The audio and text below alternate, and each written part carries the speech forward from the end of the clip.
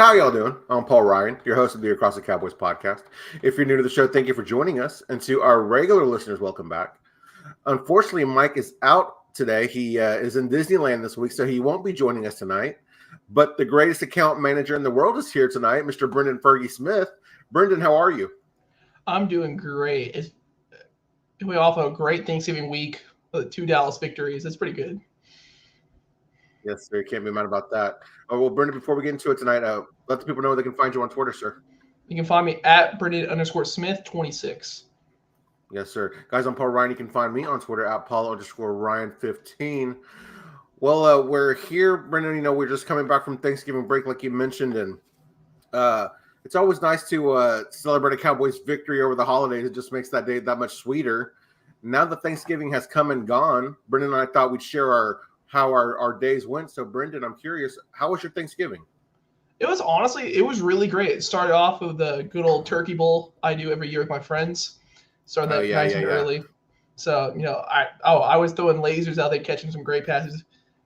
Cooper, you see this, don't say a word. You didn't see anything. Then, you know, of course, went ate lunch with the family, then watched the Cowboy game. So it was all around a really good day. So do you guys host your Thanksgiving? Or you say you went somewhere? Do y'all like to go to the grandparents' house or? No, we go to my aunt's house. They're the one. She's the one who runs everything Thanksgiving. I got you. It was pretty great. It's always nice. So no responsibilities for you. They didn't ask you to bring any food or anything, right? Technically, I had to bring their son back because my little cousin joined us for the turkey bowl. That was my one responsibility. So the turkey bowl, how big is that? Is it like a 3-on-3? Is it 2-on-2, 5-on-5? What are we talking here? Well, it's usually a 3-on-3, but we didn't have as much. We did a 2-on-2 with a all-time quarterback, but we kept switching off who was the quarterback for each team. But yeah, man, me and my cousins growing up, man, we'd play it'd be like 1-on-1 with my cousin being the all-time quarterback, playing in the streets for hours. Man, I remember those. Those are the good days, sir. Oh, we found a field, and it was so muddy. We were slipping around. I was skating, basically. I was going up for the ball. You see my right leg just go, and I'm like, oh, well, I'm going to go face first. This is great. Thankfully, no injuries on Thanksgiving, man. Yeah, crazy enough. We play violent out there, though. One year, because my aunt on my dad's side, she always hosted Thanksgiving. And where she lives, like in her garden, it's a popular kind of thing here in Texas. I'm sure you've probably seen it, but like people like to have cactus in their yard, like in their gardens or whatever. Yeah. Me and my cousins were playing around, tripped and fell hands first into a cactus when I was like in second grade. Yeah, dude. So definitely ruined my Thanksgiving, as you can imagine. Yeah, completely understandable. Yeah. So my day was pretty good, man. My wife and I, we hosted, and her family came over. My little sister and my cousin came over, and everybody came over for breakfast, and we chilled, played games. And my wife and I, we made some like dips to have for lunch, and then my wife made chicken and dumplings for dinner. It was nice, man. Just a nice, calm day, playing some games and eating some good food and spending time with family and friends, man. It doesn't get much better than that. You're not wrong. It was an all-around pretty great day. So, Brenden, we learned last week that you're a bit of a picky eater. What was your favorite thing that you ate on Thanksgiving? Oh, dude, it was easily Cornish game hen. Dude, that was so good.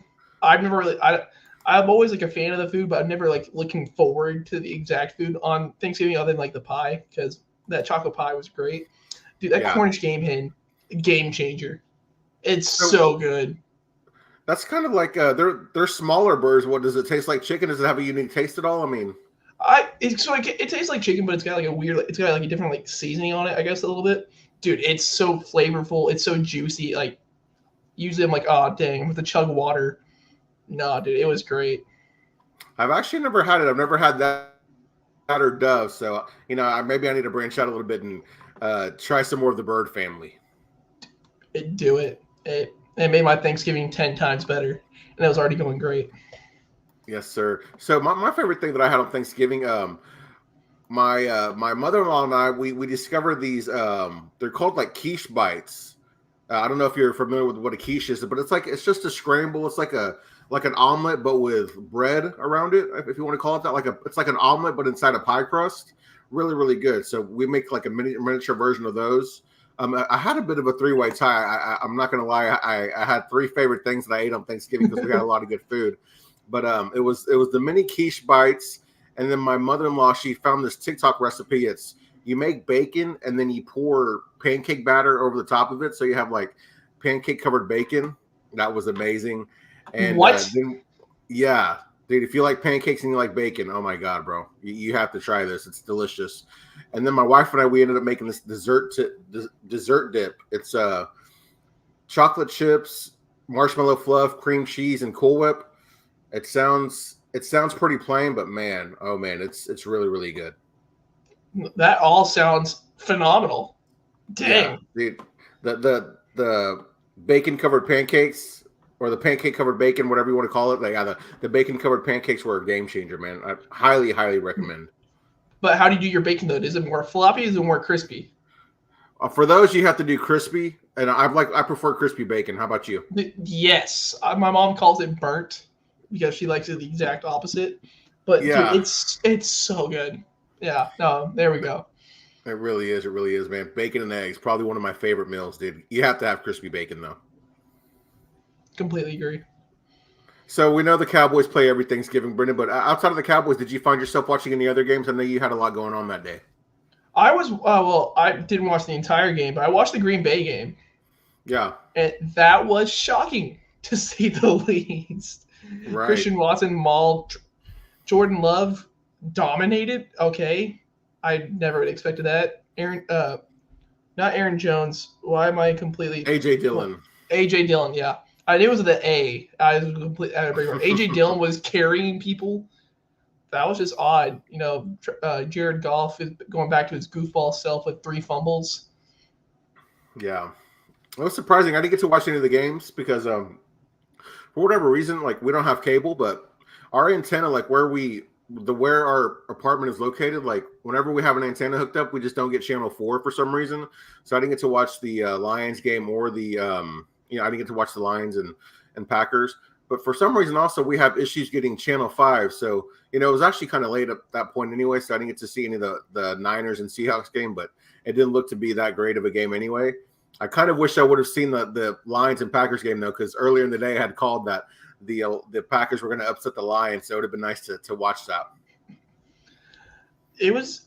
I got scared. I looked at my dad. I'm like, today's not the day for upsets, is it? I'm like, no. We're not doing this. Man, those division games, they're so unpredictable. And the Packers still find a way to beat the Lions every time on Thanksgiving. With or without Rodgers, man, it's crazy to see. Yeah. So we had a bit of a, if you want to call it a Thanksgiving miracle, Brenden, but you called it on the podcast prior to the game where you said that DaRon Bland was going to make NFL history and have his 5th pick 6 of the year. How awesome was it to see your Bland prediction come true? First off, it felt phenomenal. I never have called a record before, so I felt weird. But the thing that sucked is that my best friend Cooper, he's always ahead of me by at least a play, and so he's blowing up my phone. It's like, holy shit, you called it! I'm like, what are you talking about? And then the next play, I see DaRon Bland take it to the house. I'm like, oh, holy crap!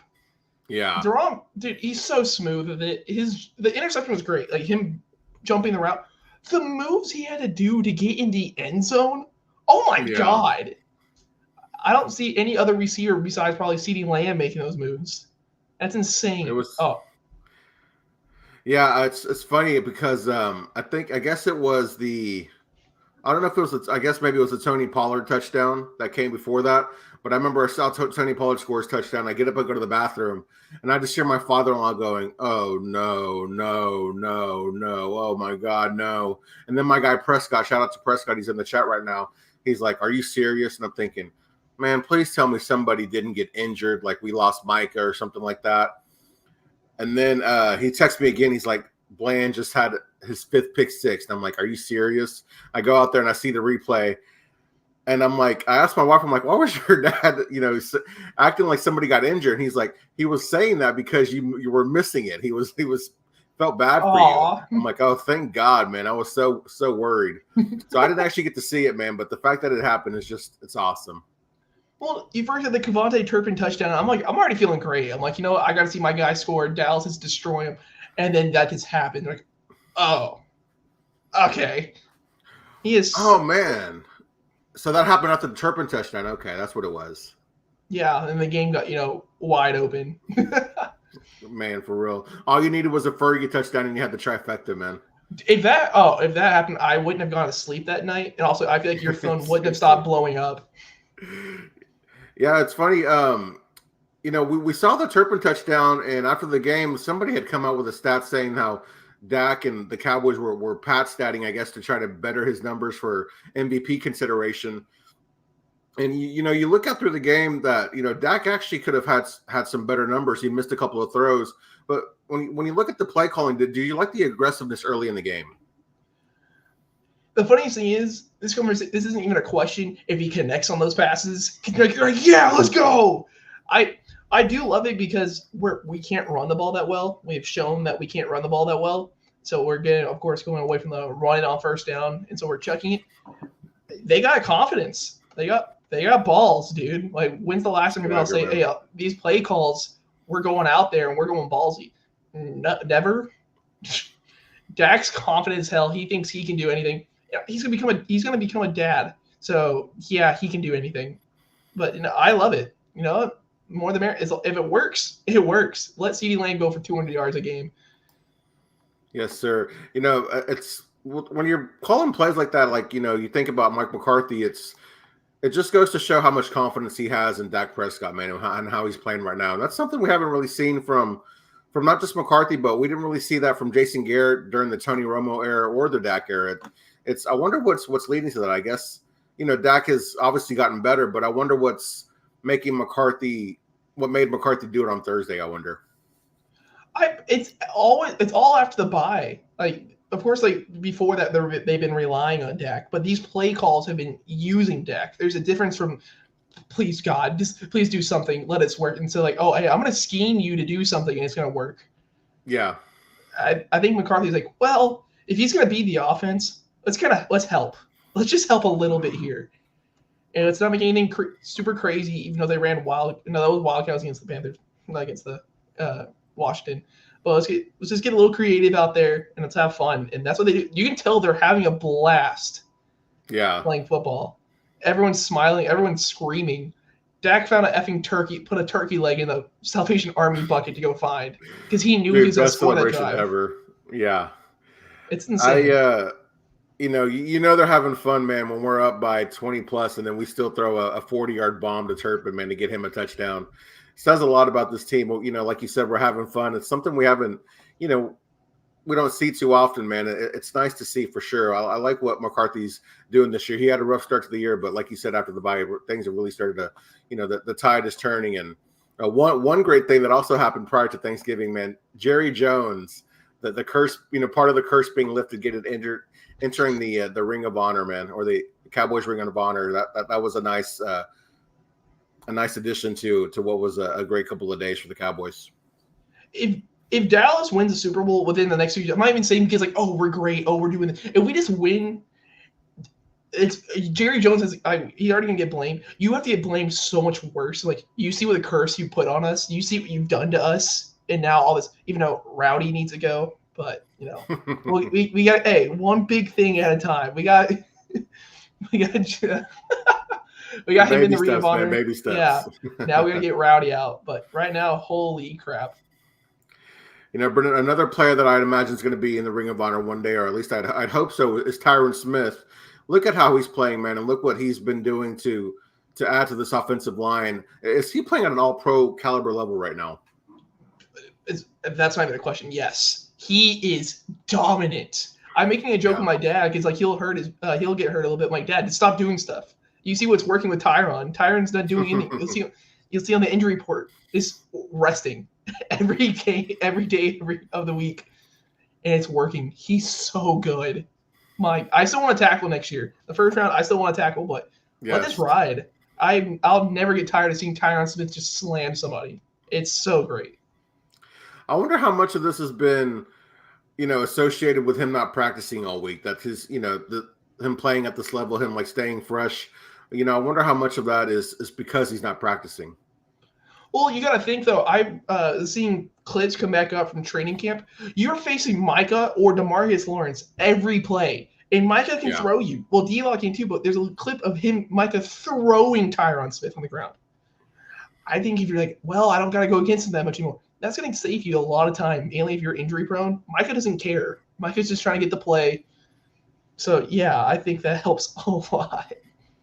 Yeah, not getting thrown around by Micah Parsons a few times every day probably helps for sure. Yeah. My God. We've talked a little bit about Dak, man. Again, he had another dominant performance, and he's starting to get mentioned as an MVP candidate by the talking heads in the media. Looking at his performance on Thanksgiving, where does that rank for you as far as quarterback play for the Cowboys on Thanksgiving and Thanksgiving history? So, to be completely honest, I don't remember much of what Troy Aikman has done on Thanksgiving. All I remember is Jason Garrett popping off, and Tony Romo having a 5-touchdown day against Tampa. Yeah, so Tampa Bay. Dak's right up there because Dak could have had more if they played him, but they didn't need to. So all y'all saying he's stat padding, then why does Cooper Rush have more stats than some quarterbacks? Like, why? Yeah. So, yeah, I think easily I'd say better than Garrett, but Garrett was just a better story because backup quarterback coming out of nowhere to beat the Packers. So I guess I'll put him at 3 because Romo at 1, Garrett because of the story, then Dak. But Dak's balling. Romo had some crazy performances on Thanksgiving. I mean, back when he was a starting quarterback, he used to own November, would crumble in December. But I remember Romo having some, he ruined a couple of Thanksgivings with his performance, but he also, highlighted a couple of Thanksgivings as well. I was, I don't have the numbers right in front of me, but that performance by Dak, it's got to be right up there, at least top, off the top of my head, I'd have to say top 5 just because I don't have the stats and games right in front of me. But that was a special performance, man. Like you said earlier, he could have had more. His stats could have been over 400 yards, probably 6 touchdowns. Yeah. And we still dominated. He missed those throws, and we still won by a lot. Like, how can you complain? Your quarterback missed 10 total passes. Yeah, when he missed that one easy throw to Ferguson, I was like, oh man, what's going on? He must be trying to kind of shake off the nerves a bit on Thanksgiving stage is a little different and everything. And he's been, I don't want to say inconsistent, but he's had some weird games on Thanksgiving. So I thought it was going to be another one of those types of performances, but like you said, he only 10 incompletions all game, and we saw the end result there. But I thought that was kind of surprising that some of the throws that he was missing. Yeah, but it happens. Is it more worrying if he's missing a lot and the entire team is playing bad? They went right back to it. Yeah. Yeah. He'll miss the easy ones, but then he'll make a jaw-dropping throw that you're like, how did you even fit that in that window? Do you remember the catch Brooks had off his head? The ball bounced and he caught it right in. What the hell? Nice to see him get some playing time. That's kind of interesting that he got a little bit of run this week, or last week rather. Because they're going back to the 2022 NFL draft. Dude, let Will McClay do his thing. Like, y'all stop. We can complain about free agency. We can. Like, they did better this year, but we can complain about free agency. The draft, shut up. I know our second round picks weren't used to well. Sam Williams had some boneheaded penalties. He had like 3 sacks in the past 4 games. I'll take that. Fergie's my guy. Tyler Smith's an all-pro. DaRon Bland's going to be Defensive Player of the Year. I'm blanking on who else. I'm talking about undrafted free agents with Wanye Thomas, Marquise Bell. Let him do his thing. Like, everybody shut up. Like, seriously, no one cares. Will McClay, do your thing. Do your thing.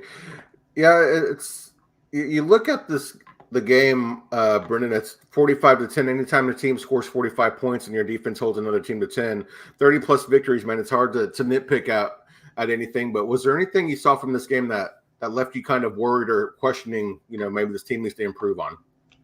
I still say QB contain. That's still my biggest thing because, like, of course, we're at to face Philly one more time. We're at to face Josh Allen. And, of course, in the playoffs, we might face Philly again. So you're going to have to continue QBs. But still, I believe Howell had, like, around 268 passing yards. I know we held him to 10 points. This is awesome. But stop giving him random chunk plays. Like, if you're facing an inferior team, just stop it. Like, y'all are better. You are better. There's no question about it. So, It's just be able to play within your scheme and stop trying to get the breakout play. Yeah, for me, it was just Mike kind of touched on it last week, but another slow start for the Cowboys. You know, we saw Dak miss some throws early. I know at least the first possession was a 3-and-out. I don't know if it was the second possession as well, but these slow starts are starting to kind of just be really annoying. I agree. It's like I said last week too, though. I feel like they're trying to feel out the team. It's like, we'll watch film, so we know they kind of do this, but let's feel them out. Okay, so they're blitzing a lot more on this side, so let's start working that. I think the first drive or two is legit just like, hey, let's experiment. Okay, they're doing this with this type of play, cool, and then all that after, I'm like, okay, we know what they're doing. I got you. Yeah. It's kind of it's weird. Doing that. I would like to score on the first drive. I'd like to feel more confident after that first drive, but right, it's you've still put up 45, so I can't say anything now. Maybe in a couple weeks I'll say something, but right now I can't. Very true, very true. Well, here we are. You know, we have another Thursday game this week. It's going to be our third game in 11 days. Brenden, are you worried about the Cowboys being fatigued heading into the Seattle game? I would if your backups didn't play more. This is the one. You know, this is of course our 3 games in 10 days, which is awful. But yeah, with us playing our backups as much as we are, I don't feel nearly as bad. Like, seriously. Yes. Yeah, go ahead. Sorry, Brenden. No, you're good. I was going to say, my guy Prescott, he sent me a crazy stat. You know, we're talking a little bit about Sam Howell, and he had a pretty good game. You mentioned 268 passing yards. They had a 100 yards rushing, I believe, with the team combined, and then they had a receiver go for 100 yards. I believe the stat was any time a quarterback and a team did that, they had a record of like 25-1. And Sam Howell was like the first quarterback and team for them to lose by 30 plus. That's so cool. That's so cool. But man, that is crazy though. You look at those stats, man. I mean, having 100 yards rushing, having a 100-yard receiver, and a quarterback throw for 250 plus yards. You would think he'd score more than 10 points, but we know that wasn't the case. Our defense, doesn't matter who the coordinator is, will always be a bend but don't break. Like, how the hell are they already at the 30? Oh, okay, turnover on downs. Cool, sweet. Yeah. So as far as the Cowboys being fatigued heading into the Seattle game, like you said, you brought up a good point with our backups getting a lot of playing time, and most of our starters get resting in the fourth quarter. I'm not too worried about it either. But one thing that does concern me about heading into the Seattle game is I feel like Seattle has got something to prove, and anytime a team is in that state, they can be a difficult matchup, and we'll talk a little bit about it here in a minute. But Seattle's not a team to look over. Oh no, I completely. They were never leading the division, but they were always close by until they've been dropping off a little bit. But it all depends on Geno's health. But like you said, we'll get into that in a little bit. Yeah, I mean, on Thursday night, the 49ers were 7-3, and Seattle was 6-4. I believe they were one game apart from each other. I found that surprising, and of course, Seattle lost that game pretty badly. But had they won that game, they would have been tied with San Francisco. That says a lot about that team. Yeah, no, Pete Carroll is nothing to ever be slept on. They haven't had like some great teams in the past, but he's still a good coach, and their defense will always play lights out whenever he's coaching them. Absolutely. Well, we know that Seattle, again, coming off a tough loss, moves them to 6-5. You look at the Seahawks and how they're playing. Are they another bad team Dallas has to play? That's going to be the narrative if Dallas wins like they have been. But also, like I said, it all depends on Geno's health. Can we beat Drew Lock? You beat Drew Lock. Like, come on. Like, God, I hope so. Who's running around chanting, "We beat Drew Lock," and acting like you're pumped? Like, you beat Drew Lock. They might not have Kenneth Walker because he's day-to-day, but they still have 3 phenomenal wide receivers. Like, two. I don't know if Tyler Lockett's been an All-Pro. I know he's been a multi-time Pro Bowler. I don't remember if he's been an All-Pro. You have JSN, who's been killing it. DK Metcalf, who's not human. I don't believe anyone who's 6'4", that jacked, and who can run that fast. I don't think that's real. I don't believe it. Yeah, seriously. So Matt was kind enough to share the exact numbers and the stat here that I was trying to touch on earlier. But teams with 250-plus passing yards, 100-plus rushing, 35 minutes of time of possession. less than 25 penalty yards, and less than 1 turnover. Were 57-0 over the last 25 years, and Commanders did all of that and lost by 35 points. Yikes! That's insane, dude. That's just terrible luck. That's respect, Prescott, for doing that research. That's insane. Yeah, appreciate you sharing that stat, Prescott. That's crazy. That is absolutely crazy. This goes to show what kind of season the Commanders are having. They did kill the time of possession too. I totally forgot about that. It didn't feel like it, man. But I guess that's just because the Cowboys were scoring so fast. Yeah, that it really didn't matter. But as far as Seattle being a bad team, I don't think that they're a bad team. They just they've gone through a tough stretch of the schedule. They faced some tough teams. And man, Geno Smith is, he looked like he was having a bounce back to his career last year, and he had a great season, leading Seahawks to the playoffs. But he hasn't been that good this year. I'm not sure what's really going on with Seattle. I get to watch a lot of their games, but I have been a bit surprised that he's been somewhat mediocre this year. I think teams have figured him out in this scheme, but like I said, I believe he's also still hurt. So I don't know too much on that right now, but yeah, that'll be a big key to see who's being at quarterback in Dallas. I feel bad for Drew Lock if he has to start against the Cowboys defense this week, man. I really do. I feel bad for either one. Are you joking me? Yeah, seriously. We talked a lot about the DK Metcalf not being human and the Seattle skill players. Looking at the Dallas secondary, I mean, we've been battle tested. I think the only real receivers that kind of got the best of us were the Philadelphia receivers.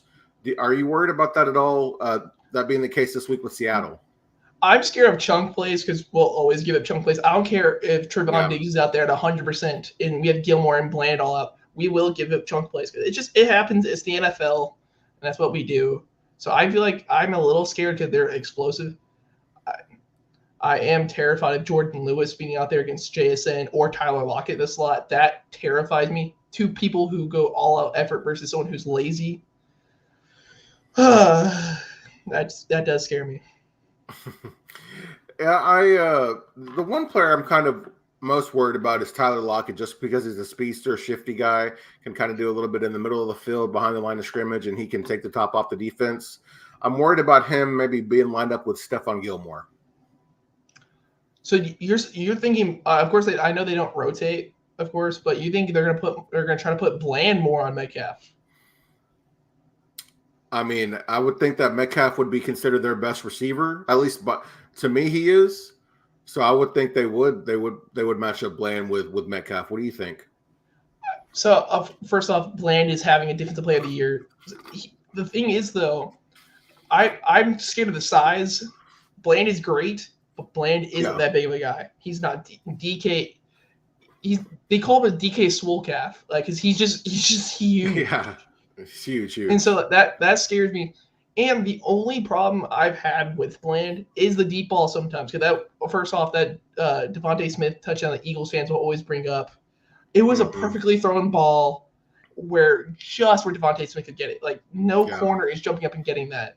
And so, but the deep ball does scare me a little bit. But it all depends on who's at quarterback. I think Malik Hooker can easily just double up over the top, so I think we're going to be fine. But that does scare me just a little bit, just because of the size and speed.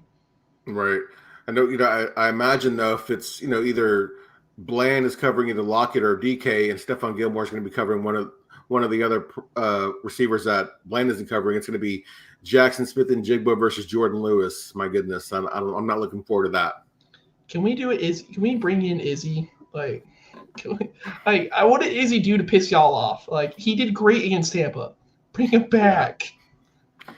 I guess it's just respect for Jordan Lewis, man, and that's what it kind of seems to be. And I know he gets beat a lot, but I'm sure him getting beat is more highlighted than the good plays that he makes, regardless of how little they might be.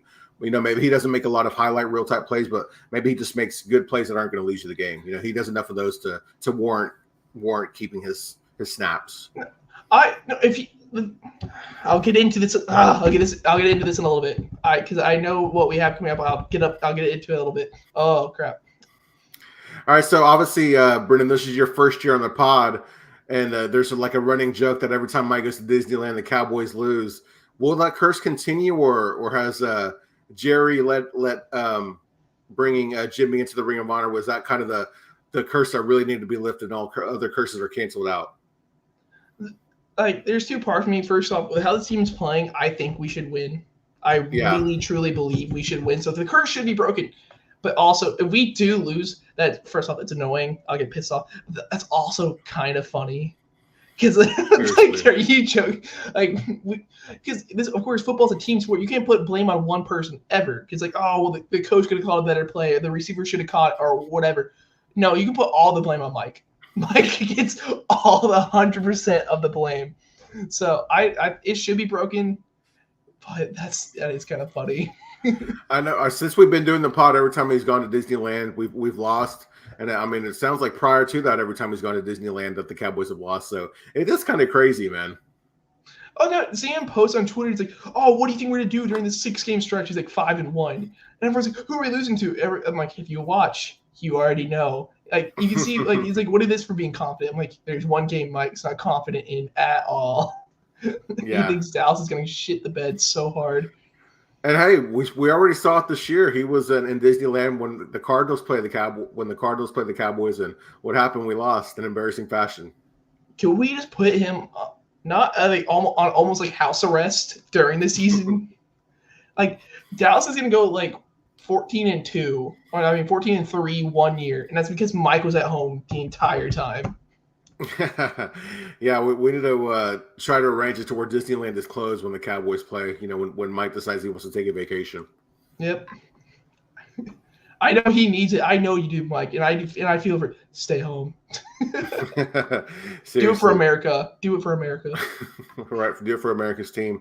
One bright spot for the Seattle Seahawks has been the play of rookie defensive back Devin Witherspoon, who's kind of been a lockdown corner, man. It's been the best player in their secondary. Looking at CeeDee Lamb, I know he's been having a good stretch. He had another touchdown on Thursday. But are you worried about that matchup at all? I am, to an extent, because like you said, he's been stellar.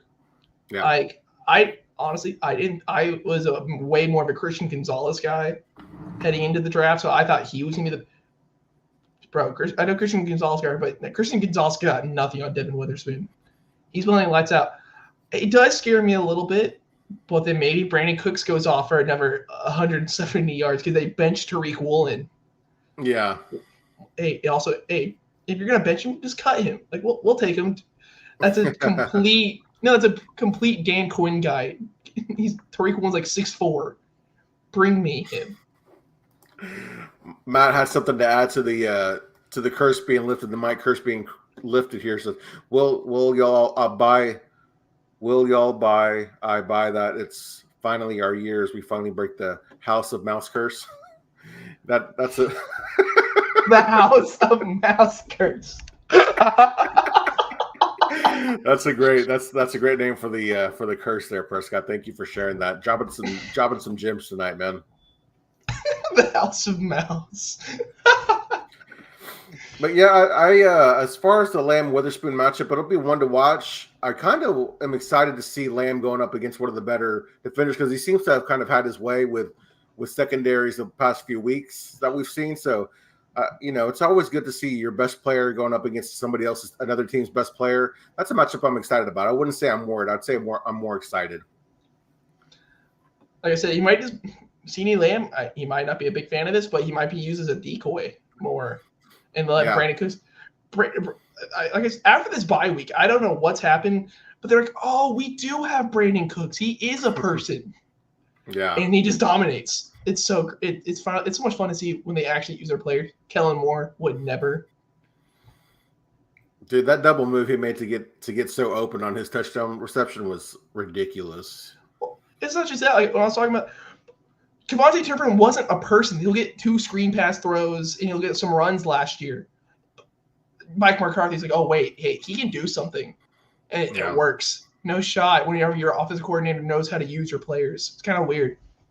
What is Turpin already? Is he already at 4 total touchdowns? Is he at 5? Did Thursday make it 5? 4 or 5. I forgot. That's impressive. I just looked at it too. That's actually frustrating that I don't remember that, but it goes to show. Oh, hey, we have a gadget guy who's faster than everybody. Let's use it, and look what happens.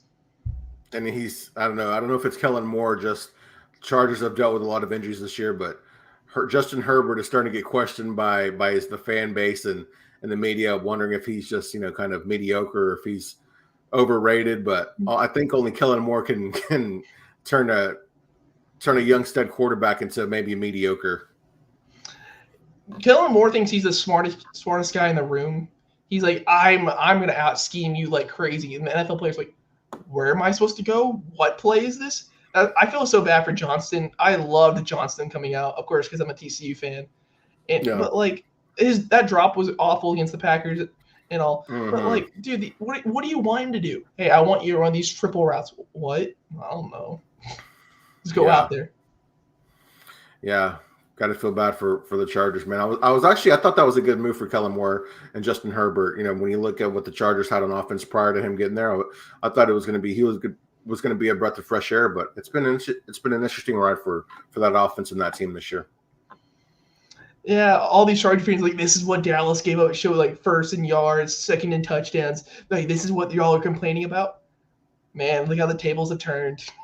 Seriously, man, how the turntables. We talked a little bit about the Seattle secondary, and you mentioned that the Cowboys' run game has been inconsistent this year. It's kind of started to pick up the last couple of weeks. When you look at the Seattle secondary, do you think that maybe the Cowboys will try to run the game, will try to run the ball a little bit more against the Seattle secondary? I think they should, but I think McCarthy's gone full blown. Hey, it's air raid, baby. We going deep. Seriously, but I think they should, because first of all, I love seeing Dak confident. Seeing Dak confident makes me feel great. I'm like, oh, because we're gonna win. I feel good. For real.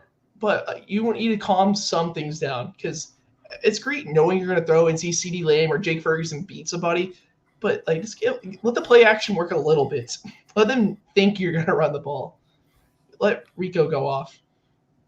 Yeah, I would love to see our running backs be very confident heading into the game against Philly, because that was an element of the offense that could have probably been, a difference maker in that game. Probably could have won us that game, especially in, some of those red zone possessions that didn't result in points. So, yeah, I'd like to see our run game get going, only just for the simple fact that I like our running backs to kind of have a big head to feel confident heading into that Philadelphia game. But like you said, man, when Dak's playing this way, you don't want to take the ball out of his hands. You don't want to stop having fun. You don't want him to when you're on a heater like he's on, man, you don't want to try to put that into an end. So I imagine we'll test the Seattle secondary, but I would like to see our run game have a big game too. Completely agree. With as good as Dak is playing, does any team scare you? I'd still say Philly, because they've gone down by 14 plus points, 10 plus points at halftime, back-to-back weeks against the Chiefs and Bills, and they still won. Like, some plays, I'm like, oh, the refs are giving it to you, Philly, which I can say. But, like, that touchdown is the key. Is Jalen Hurts just being able to run up and down the field. Like, you can't talk crap on that. Like, I want to. I hate them. I do. But, like, they still find a way to win. It's disgusting. Yeah. I would take Dallas being 9-1 right now with some gross wins. Like, no one would be complaining on our side. So I guess it's just Philly, honestly. Yeah, I remember I was watching the game yesterday, Philly and Buffalo, and Josh Allen had just scored his second rushing touchdown of the game, and had put Buffalo up by 10. And then I go to the bathroom and I come back and Philadelphia's up by 4 points. I'm like, what did I miss? And Jalen Hurts, he has all of a sudden he threw two passing TDs while I was away in the blink of an eye, and I was like, man, he's just playing so good. They're a scary team, man. I'm telling you now, the talk we were going to get to have about the Bills game. Oh, I'm going to have so much fun talking about Josh Allen. That's a day I'm waiting to talk on the podcast. Josh Allen has to feel exactly how Dak Prescott feels, because he's going through exactly what Dak Prescott has had to go through a lot of his career, man. They might have almost no. First off, that game single-handedly lost me fantasy. Jalen Hurts popped off for over 40. I lost 186 to 175. I scored 175 points and I lost. Those are bad beats, man. Those are always tough. I would have beat anybody else in the league. Team. Yeah, exactly. I would have beat anyone else in the league. Any other matchup I would have won. But no, I had to face the one person who had Jalen Hurts. That's great. Those might be some of the most frustrating losses. Those and the ones you lose by like a 1/10 of a point or a 1/4 of a point. I mean, those are crazy games, dude. Yeah. I had that last week with Javonte Williams. I still haven't gotten back to liking him. Sometimes, man, it's just not our year, man. I hate to say it, but it happens to the best of us, man. Yeah. So Mike's not here, so we won't be doing Mike's views from the sidelines. Instead, we're going to be doing Brendan's breakdown. In a couple of weeks, Brendan had asked me about him adding his own segment to the show, and I thought what better time to introduce it than this week. Whenever a player performs bad, it's either in the group chat or it's like in a text to me and Mike where Brendan wants to send somebody to the XFL. So Brendan, man, here we are, your debut segment here on the show. It's Brendan's breakdown. Which of the Cowboys players is one bad performance away from being sent down to the XFL? I almost went off earlier. I almost did it. I held myself. It's Jordan Lewis. Oh my God. Oh wow. Okay. Terrence Steele saved himself after that Philly game. I'm like, you gotta go. Chuma Edoga should already be there, but luckily Tyron's back, so we don't gotta worry about that. So, in my mind, Chuma's already on the Arlington Renegades, but it's Jordan Lewis. Like, I get it, his foot injury that sucks, but if you see him fighting play after play, like him trying to go, he looks lackluster out there. I can run harder, and he's so much more athletic than I am. Seriously, like he's just jogging out there basically. I thought he had one good play against the Commanders. I tweeted him like, J. Lou make a good play, and it goes back like, Sam Howell underthrew that so hard. I'm like, oh, okay. So he did nothing. He just gets beat by everybody, and he shows no effort. At least when I can give DaRon crap. I know he didn't play Thursday, but I can give DaRon crap. Well, at least he's trying. Jordan Lewis doesn't care. Give me Izzy. For the love of God, because at least know Izzy's going to run with him as best he can. Jordan Lewis doesn't care. And he plays like shit over the middle. Well, I wonder who got beat. Number 2. But yeah, XFL, please leave. The Rock, take him. Let's see, our guy Prescott here. Is someone being shipped with a $5 betting against gift card to the Renegades to join Gallimore? Not a fan of Gallimore. Interesting. He was one of the higher graded PFF guys. Not last week on Thanksgiving, but I believe it was the game on Sunday against the Panthers. Correct me if I'm wrong. No, Neville played awesome against the Panthers. Neville won't be joining the Renegades. He's saved himself this entire year because he's played pretty well. But him and Edoga, dude, they might get 2 former NFL players on the Arlington Renegades, dude. Watch out. They're going for a repeat of championships. All right, so here we are with true or false, and I did have one question on the show sheet, Brendan, but I kind of want to change it because I had made a post yesterday on Twitter, aka X, and it got a few mixed reviews, but I'm curious to hear your thoughts on this one. So true or false, after his performance against the Buffalo Bills, Jalen Hurts is the 2024 NFL MVP? Okay, so first off, I want to be a homer. I do. But no, Rich Eisen said this perfectly on his podcast. We're in week 12 now, right? Or week 13. We just got through week 12. He's the MVP through 12 weeks. But guess what? The Ravens can go on a tear, and then guess what? You can't not give it to Lamar Jackson. If Dak Prescott continues his tear, if he wins these next couple of games, are you really going to take it away from Dak? No, you're not. I will never want to go to Brock Purdy or any quarterback in the San Fran system because it's a Kyle Shanahan award. But if Brock Purdy continues to pop off like he has been, are you going to be able to take it away from him, or are you going to give it to Christian McCaffrey? Like, there's so many right now. Yes, like if the season ended right now, he's the MVP. But we still got multiple games left. So no. That's fair enough, man. I don't know. Just he's had to come back from 10-point deficits after halftime and back-to-back weeks, and they also came back from 10-point deficit against us. Is that 3 weeks in a row? Would that be 3 of the last 4 weeks? I think three of the last 4 because they had a bye. Yeah. Okay. So 3 of the last 4 weeks, man. To do that and with your you kind of got a not a beat up defense, but a defense with some fresh faces, some younger players, definitely a young secondary. The defensive line has some veterans on it, some good veterans, but Jordan Davis and Jalen Carter, two first and second year players, man, that are just dominating there as well. It's hard not to see to vote him to vote Jalen Hurts as the MVP so far at this point in the season. I guess Rich Eisen did say it perfectly. Mm-hmm.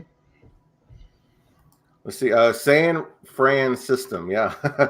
Yes, sir. Brenden with the word play there. All right, Brenden, here we are. One word. When I saw Dolly Parton in a cheerleader outfit, I was blank. I still don't know what the perfect word to say. Cause I don't want to be canceled here. I have to say I was uncomfortable. I'm 20 years old. I didn't need to be seeing that. My cousin, she was freaking out and like, oh, this is so awesome. Like, I'm good, man. I'm good. I just felt uncomfortable. I won't lie. She didn't look bad. I was really shocked. I mean, I remember the halftime show started. I was sitting on the couch with my father-in-law. We were, just kind of watching the game, talking. All of a sudden, it's Dolly Parton on stage in the Cowboys cheerleader uniform. We kind of look at each other and start laughing. I was confused, aka amused. I mean, we know how old she is. She didn't look bad. It was not like she was exposing her skin or trying to, look sexy or anything like that. But it was strange, man, for sure. I haven't been pleased with any halftime show that Dallas has had for a while. Bring back Creed from 2001. Do it. They're back on tour, baby. Ride the high. Hey, they helped the Rangers win the World Series. They had the best halftime show for the Cowboys. There's something with their music, man.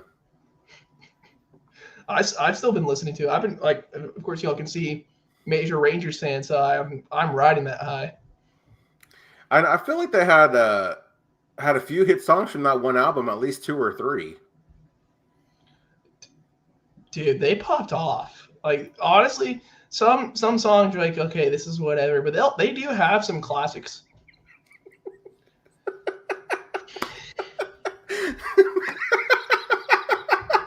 Prescott, when he saw Dolly Parton in a halftime show in that cheerleader outfit, baffled, befuddled, bemused, and bewildered.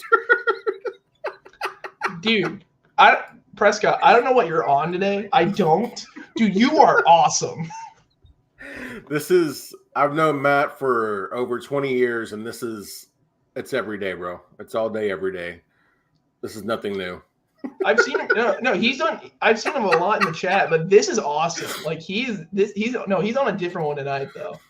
He's a funny guy. Very good with words, man, for sure. He's a hilarious guy. I'm lucky to have known him for the last 20 plus years, man, for sure. Well, yeah. Here we are with top 5. We're going to be ranking our top 5 fast food restaurants. Brenden, I don't know how, I don't want to assume, but I know when I was your age, I ate a lot of fast food. Is that the case with you? Yeah, that's pretty much true. Okay, fair enough. So I'm excited to see your list tonight. I don't eat a lot of fast foods here these days, but when I do, I do like to indulge. So start us off, man. What's number 5 on your list? So I'm basically just, of course, like whenever I'm in the mood for it changes, but I mainly just say the places that are close to me. But number 5 is Whataburger. Oh, wow. Number 5, kind of low. Only for the fact that it takes forever to get their food. Yeah. And sometimes they mess it up. But I'm like, it's great food. It was like, I don't want to wait 30 minutes, man. I'm hungry. I'm not that loving with Whataburger to wait that long. Have you had Whataburger under the influence? Maybe felt a little bit buzzed after a couple of coldies, anything like that? No. The closest I've just been tired. I haven't driven out like that. I've had McDonald's, but that's about it. In high school, man, I had a lot of long nights, man, after a few cold ones, man. Whataburger breakfast, it hits different, man, after a few beers, for sure. That's fair enough. I can totally see it. It's waiting that long, man. I'm like, I'm not getting any younger. I'm starving. Like, I don't want to wait. Right. Our guy Jordan Stock here. I don't know if this is going to make your list or not here, but Chick-fil-A, that's a great one, man. I love their breakfast. It's just I've never been a fan of their nuggets that much. I am a nuggets guy. Like, you will see, of course, later, but I am a nuggets guy. Fair enough. All right, number 5 on my list. This might be a little controversial here because people love to hate on this place, Brenden. But number 5 on my list, Arby's. I've seen too many memes of Arby's to take Arby's seriously anymore. No, back in the day, my dad loved Arby's. He's like, dude, we still get the curly fries, man. Okay. And so he always loved that. So wait, does your dad still eat Arby's? There's not one near us, so no. Oh, okay. But when we lived back in Keller, he did. Legend, man. If he's talking about the curly fries, he knows what's up with Arby's, man. That's their curly fries are iconic, man. Probably the best fast food French fry in the game, man, for sure. I know. I could agree. All right, number 4 on my list. I don't know how you feel about this place. It's not as controversial, but man, Dairy Queen. Dude, I've only had their blizzards there and the chicken strips. I've had their burger once, but I wasn't that impressed. But their blizzards, phenomenal. Chicken is meh, but I've only had Dairy Queen on road trips. It's funny you say that because it is a good road trip place. Like, you don't eat there often, but then if you're like on the road and you kind of want something sweet but also something savory, like, hey, there's a Dairy Queen, let's stop there. That's a place that my wife and I usually when we're on a road trip, I'll end up finding ourselves at a Dairy Queen as well. We have one right up the street from our house. It's not very good, but it's good. Their blizzards are good. Their fries, I mean, their regular food not so much, but man, they're iconic blizzards, man. It's, those are hard to beat as far as sweet treats go. I completely agree. They are really good. I don't remember when the last time I've had Dairy Queen without being on the road. Yeah, that's funny you say that. What fast food restaurants are number 4 on your list? See, if you asked me like a couple of years ago, well, of course when I was younger, this would be higher, but my number 4 is McDonald's. It's super close by. It's cheap. That's the main thing. I still like the nuggets. Their milkshakes are pretty good. And of course, their fries are good. Yeah.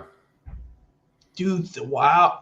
Chicken Express. We have a Chicken Express near our house, but it's called Golden Chick now.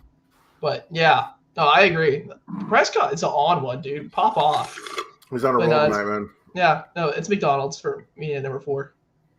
Here's an interesting question: is Chipotle fast food? Do you consider Chipotle fast food? I guess it's kind of in that category, but like those places kind of like you also do subs are kind of fast and kind of not. But no, I would say Chipotle is more fast food. It seems a little expensive to be considered fast food. It seems like more fast casual almost to me. Fast casual? I've never heard that ever in my life. It's like where you get your food fast, but it's higher quality. Really, that's the difference. I agree, but hey, bro, you gonna go get some fast casual? Oh, dude, I'm down. Hopefully nobody's ever said that to another. Hopefully one man has never said that to another man. That'd be weird. Even one man saying it to a girl. That's just, want to go get some fast casual. I hope that's something that's never been said. Okay, Brenden, what's number 3 on your list? My number 3 is Cane's. Oh, I like that, man. Dude, their chicken strips are great, but they're toast. They're Texas toast. Oh my god. That's what you used to always have before football games. Am I wrong to assume that you always sub out your coleslaw for another toast? Oh, duh. If you don't go double toast, I will look at you weird. I'm like, no one likes coleslaw enough to not go double toast. I'll look at you weird. I always get the coleslaw, man, just to cut through all the fry richness of the burger and not the burger, but the chicken strip and the fry and the sauce and the garlic toast. I have to have that coleslaw, man, to bite through all that. If you're going to Cane's, you're not going for health. I'm not saying for health. I'm just saying for like a palate cleanser almost. Well, no, okay, that's fair. That's fair. Are you a sweet tea guy or do you get the lemonade? I don't get either. I really just focus. I like to focus on what I'm eating, so I'll just get a water on there. I love the toast too much. My taste buds are focused. How many sauces? It depends, honestly, but I'm not much of a sauce guy. Surprisingly enough, I'm not. If I like the food already, I'm like, why do I need to add a sauce? I'm like, the food's already great. Unless the food's super dry, then we'll talk. But their chicken's always super moist. I won't lie. I can't imagine having Cane's without their cane sauce. I'm an odd person. I know. It's okay. Oh, so you don't even use the sauce? I'll do it. I'll dabble in every now and then, but I mainly just go for the chicken and of course toast. Interesting. All right, number 3 on my list. Again, I've had a lot of long nights, a couple of beers, a couple of other things going through the drive-thru in this place. But man, I haven't had this in quite some time. But Jack in the Box, those tacos, brother. My goodness, man. You scrounge up like $2 or $3. You have a meal fit for kings. You get yourself about 6 tacos. That's the perfect way to end the night. Dude, they're sourdough Jack. Oh my God, bro. Seriously, chef's kiss for real. Back in the day, man, when they were like really, really good, you could really eat there for breakfast, lunch, and dinner if you wanted to. Seriously, because it's all gonna hit. Yeah, no, I completely agree. Are you a secret sauce guy? I'm not. No, you're not a sauce guy. Okay, Jordan Stock here. Jordan, I have to agree, man. Cane's without the sauce. I don't know about that, brother. I don't think I could do it either, man. It goes with me, man. It still works. It's not apparently they have honey mustard there. I didn't know that till a little while ago. I've never known that. So, but I know you say you eat a lot of like chicken nuggets, chicken strips. You just eat those plain and dry, no barbecue, no nothing. For the most part, yeah. Wow, that's crazy, man. I'm a big time sauce guy. Maybe I need to work on that. Maybe just appreciate the pureness of the food. I'm not one of those guys like, oh, it's the food, it's the no.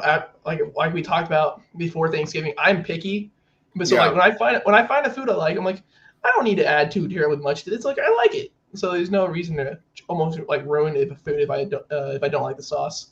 Yeah, nothing wrong with that at all. All right, here we are, number 2. Number 2 on my list, Panda Express. Is that more fast casual though? That's what I always thought, because when I think of fast food, I don't think of Panda Express, I don't think of Chipotle, I don't think of like Pizza Hut, Domino's, places like that. But every list that I looked at had Panda Express as fast food. I even looked it up, and Panda Express is in the fast food category. So I was like, well, I guess I'll add this in there because I love Panda Express. You a big Chinese food guy? Oh, I love Pei Wei. Chicken fried rice. Oh man, yeah. But I can always go for orange chicken though from Panda. That does hit pretty hard. It really does, man. Jordan, he loves the term fast casual as well, apparently. I've never heard it until tonight, Jordan, and I'm running with it. That's funny as hell. Learn something new every day, I hope, Brenden. I just got back from class and you're making me learn more. All right, Brenden, what's number 2 on your list? Okay, I don't know if you've heard of this place. I don't know if you have, but my number 2 is Jack in the Box. Hey. Dude, it's just so good. It really is, man. It is underrated, but I still hear it talked about a lot. So it's kind of odd. Like I would still say probably for the big massive people, it would. But for the people I talk to a lot, they talk about Panda. So technically, I guess around the people I'm around, no. But of course, I think nationwide, yeah. Do you ever get the Jack in the Box, the egg rolls? I've not had the egg roll. Oh, dude, the egg roll with the sweet and sour, that'll become one of your go-to items if after the first time you try it. I'll have to try it. I got a Jack in the Box a little bit down the road. I'll try that. Is sourdough Jack, is that your go-to meal? I love the sourdough Jack. If you're completely starved, bro, it just hits. It hits so hard. That toasted bread. Oh, dude, it's so good. I remember when they had the munchie meals, man, for like $6 after 9 o'clock. That was so clutch back in the day. I couldn't drive back then, so. Oh man! So you've never had the munchie meal? I have not. Wow! I tend to forget how young you are, man, because you're a lot mature than your age for sure. When I want to. Yeah. I appreciate you at least doing it on the show. Of course, as we see Legos behind me and stuff. Yeah, I'm totally mature. Let's go with that. Right. You don't have to grow up. I'm just saying you carry yourself a little bit older. I know. Sure. I know.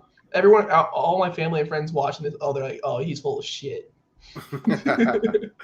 Okay, Brenden, here we are at number one, man. What's number one on your list?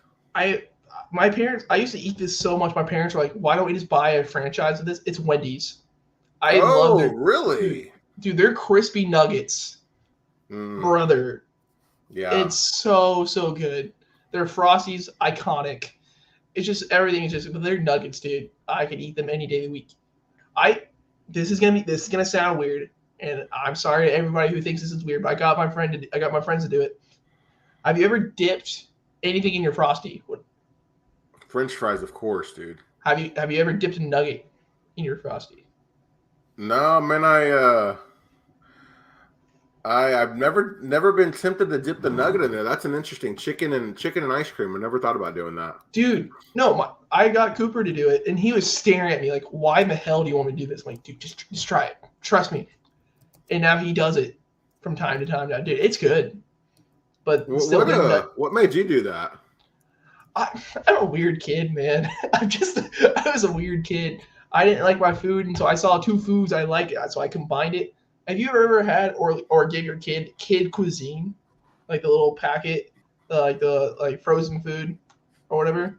It's like a little meal. No, we haven't introduced them to the kid cuisines yet. But the other day, I made him a plate. We were eating spaghetti for dinner, and I made him a plate with like yogurt, raisins, some like peanuts because he likes peanuts a lot, and then some like a little piece of garlic bread. And then he saw my wife pouring Parmesan cheese on her spaghetti, and he's like, "I want some." So we put a little bit on his plate. He was getting his finger, putting the yogurt on his finger, then putting the cheese with the yogurt, and then eating it.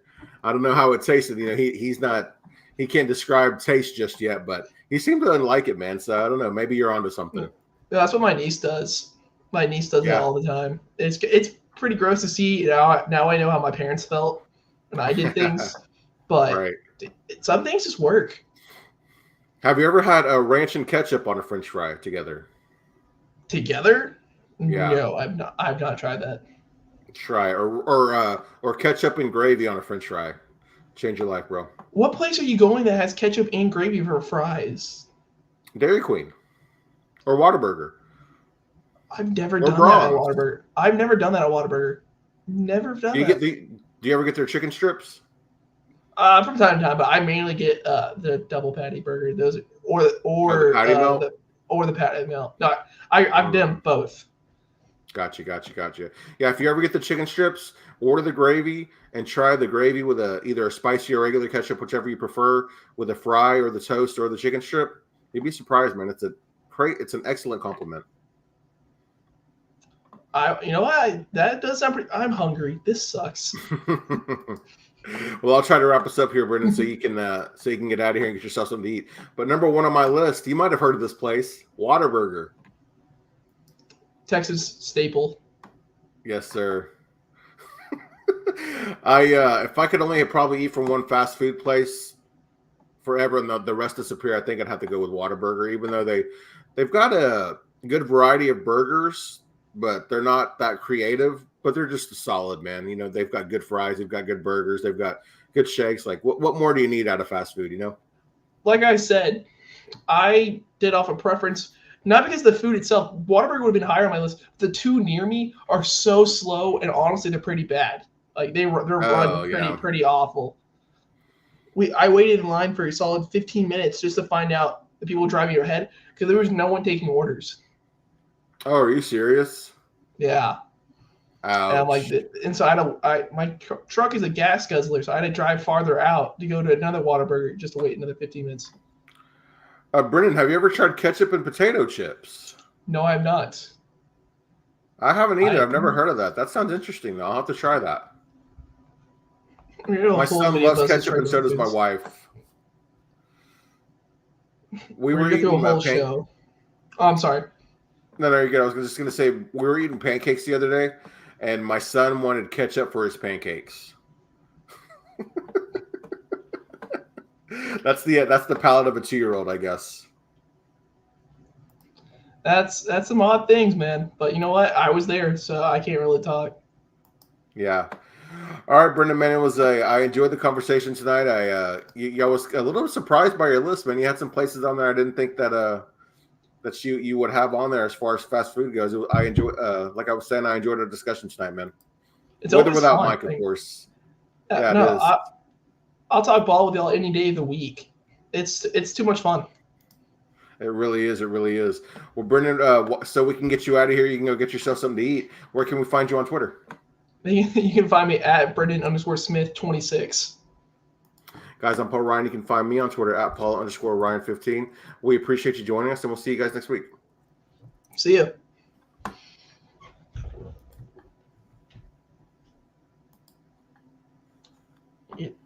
You gonna end it? I don't know what happened. It's like still left going. The screen. It's still going. I don't know what happened, bro. It's still going.